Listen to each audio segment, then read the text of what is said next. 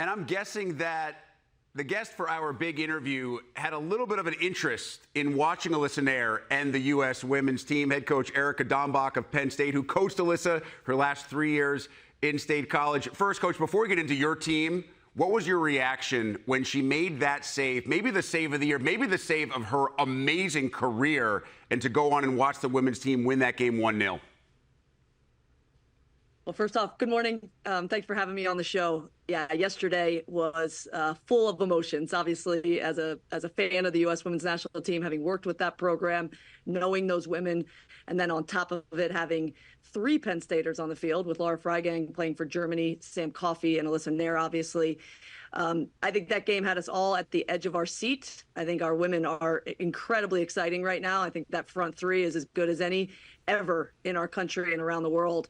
And the play of Sam Coffey anchoring that midfield, obviously having her back from taking that last game from the yellow card accumulation, and that save of Alyssa Nair, obviously a game-winning save. That game goes into a tie at that point, and that game gets real challenging. So that is what Alyssa does. She is very special in a lot of ways. She's very consistent. She's very steady, but she's able to come up with huge saves like she did yesterday. Yeah, we see her jersey over your left shoulder. My understanding is you had Sam's jersey at some point, but maybe somebody came in and thought it was a pretty good keepsake for a little while. It's interesting around here. People just come on into the head coach's office and take what they want. But yeah, Sam Coffey's jersey was over my other shoulder, and I think some people wanted access to that for yesterday's game. So we'll see if that ends up back in here or not. I'll have to negotiate with the Coffey family to maybe find another one. Yeah, I wish you the best of luck in that quest. I'm sure you're obviously going to be dialed in for this weekend's championship game against Brazil on Saturday as well. But you also have to balance that off with the fact that you have a game, your season opener, the very first live event of the year here on Big Ten Network in just, 8 days against another top 10 opponent. Are you going to have time to watch over the weekend? We will make time to watch. That is everything for us and for our team. These are wonderful women and role models for our team, and many of our women aspire to be on the world stage someday. So we'll get together as a team. We'll head over to our administration building. We'll have a watch party, and we're going to celebrate this team and cheer our hearts out. All right, and then you will focus on Texas Tech. Game coming up next Thursday. Your team is ranked 4th in the first preseason poll of the year. Texas Tech is ranked number 8. So what do you want to get out of such an early season game against such a tough opponent? Well, I think looking at the women's soccer schedule in particular, we're in a position where the team only comes together on July 29th. So you've got 2 short weeks, 2.5 weeks to get your team prepared. As we all know, you need more time in preseason, get through everything that you need. A typical preseason in the professional game is about 6 weeks. Fortunately, this team came together in early June. The captains decided to come back to State College with our performance coach, Bree Cans, and she worked them. And this team is prepared. So we've had a little bit of time with them. We've just joined the party. But they've been at work since early June, and obviously before that in their home environments. But it's going to be an exciting environment here on Jeffrey Field on next Thursday night. Before you even get into Big Ten play, you not only have Texas Tech, you also have Virginia, Princeton, Georgetown. All of those teams are either in the top 25 or receiving preseason top 25 votes. Why is your philosophy to schedule so difficult in the non-con? Great question. And that has been my philosophy since I arrived at Penn State. And part of it is when we attract the best players in the world here, they want to be the best, they want to play against the best, and they want to beat the best. And so philosophically, we want to put them in an environment where they're going to be challenged day in and day out at training, on game night on Jeffrey Field, in our away schedule, and we want to be battle tested by the time we go into that Big Ten conference. Obviously, it's going to be a grind, and it's always been the best conference in the country. But now, with our 4 West Coast teams joining us, I think it's undoubtedly the best women's soccer conference in this country. You named 4 team captains just about a month ago. 2 are seniors, 2 are grad students. So with that level of experience and leadership, how much do you want this ultimately to be a player-led soccer team?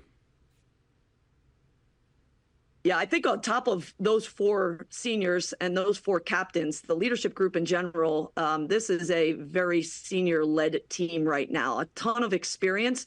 Obviously, we had 6 players go pro last year. We had 5 to the NWSL. We had 1 to the Spanish League, and that's a lot of experience gone. But coming up right behind them and filling their shoes in key moments last year and in the previous seasons, these women that are stepping in right now are ready for this challenge. Obviously, they had an Elite 8 run last year and had an opportunity to go to the College Cup. They could feel it, they could smell it, and I think they believe that we can return to that College Cup again this year.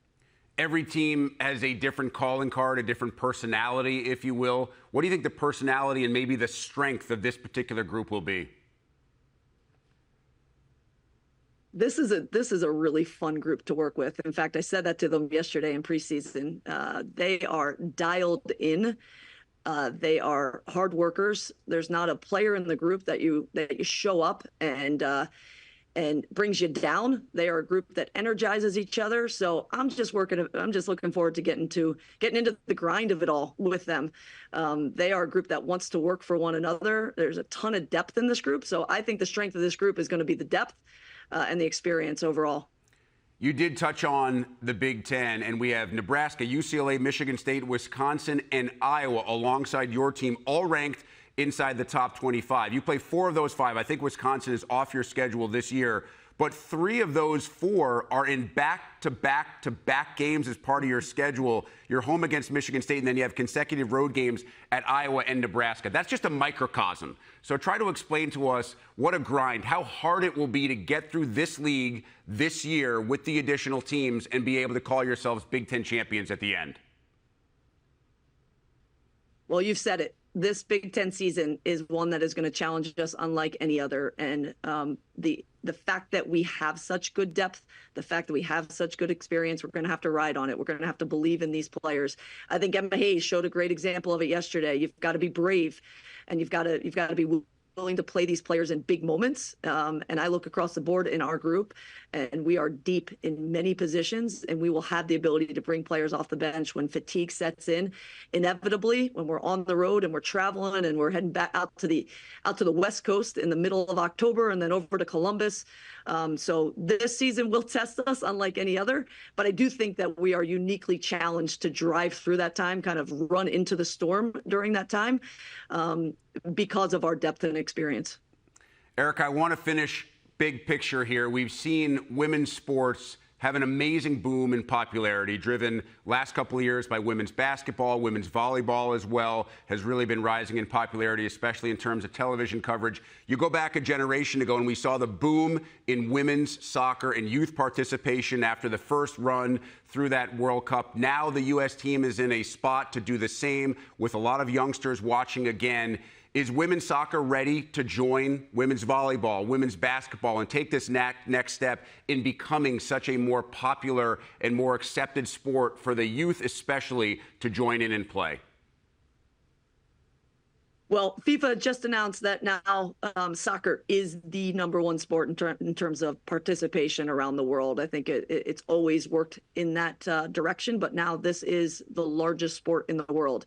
And the viewers are ready. The viewers want more women's soccer coverage. They want to see these women. They want to see these Big Ten athletes. Obviously, the Big Ten has been on the forefront of some of that with the work that Caitlin Clark and the notoriety and the visibility of women's sports. So I think the viewers are ready for it.